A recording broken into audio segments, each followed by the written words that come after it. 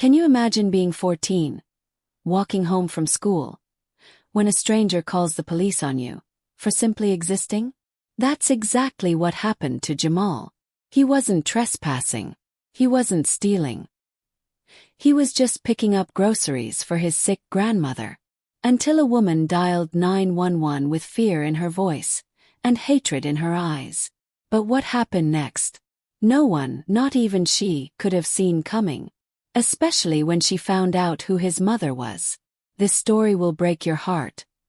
And then put it back together. It was a warm Tuesday afternoon in suburban Virginia. The air smelled faintly of freshly cut grass and car exhaust. School had just let out, and Jamal Johnson, a soft-spoken, book-loving black teenager, was walking back from the corner market with a bag full of canned soup, ginger ale, and a bottle of cold medicine. His grandmother, who raised him, had caught the flu. So Jamal, like he always did, stepped up. No complaints. No hesitation. He wore his school uniform. Navy slacks, white polo shirt with a school crest, and his old backpack slung over one shoulder. Earbuds in. Head down. Just focused on getting home. But as he turned onto Maple Lane, a street lined with tidy hedges and white fences, he noticed a woman across the street staring at him. Not just staring. Dialing. Then pointing. He took one earbud out. "Excuse me, ma'am," Jamal said politely. But she was already on the phone. "Yes, officer. There's a suspicious black male walking through our neighborhood. I think he's casing houses. He looks dangerous." Jamal froze. Dangerous. He looked at his hands. He looked at his school crest. He even looked down at the bag of groceries. What part of him looked dangerous? "Ma'am," he tried again, voice trembling. "I live 2 streets over. I'm just..." But she cut him off. "I don't want any trouble," she said, backing up toward her porch. "You people always say that. You don't belong here."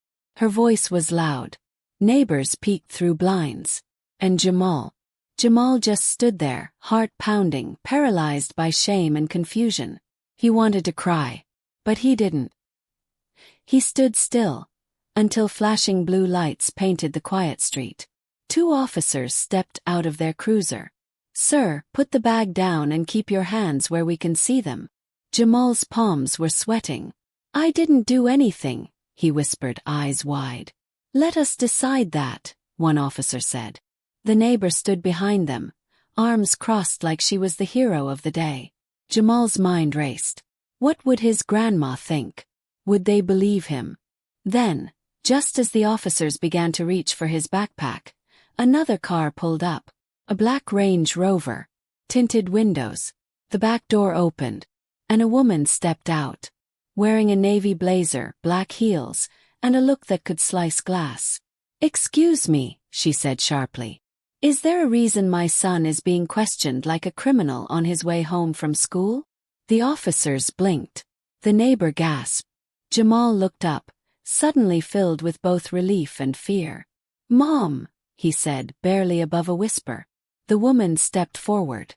"My name is Dr. Olivia Johnson," she said, pulling a badge from her handbag.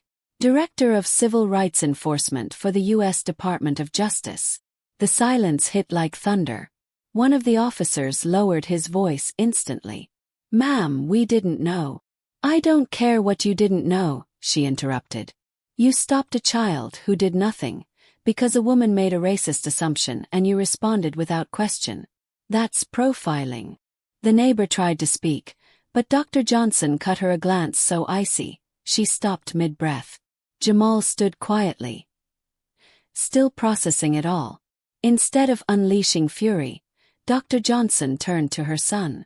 "Jamal," she said gently, putting her arm around him. "Are you okay, baby?"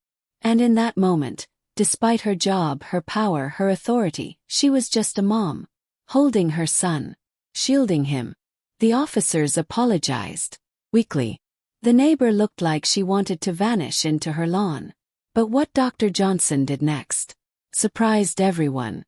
She turned to the woman who called the cops and said, "You don't know my son, but maybe you should." Then she offered her a business card. "If you're willing." I hold community talks on bias and race education. You're welcome to join. Jamal looked up at her, stunned. She wasn't angry. She was offering grace. The ride home was quiet for a while. Jamal finally said, "Why didn't you yell at them? Or at her?" Dr. Johnson exhaled. "Because yelling might feel good. But change doesn't come from rage. It comes from helping people see." "But she didn't care," Jamal said. "She just saw my skin."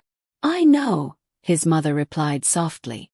"That's why I need you to be strong. Because the world won't always be fair. But kindness is powerful. And it's a choice." Jamal nodded, wiping his eyes. That night, he wrote in his journal, "I was invisible until I became a threat. But today I learned something. Justice doesn't always roar. It sometimes whispers through kindness." 1 week later, Jamal's school hosted a town hall on racial bias. Dr. Johnson was the guest speaker.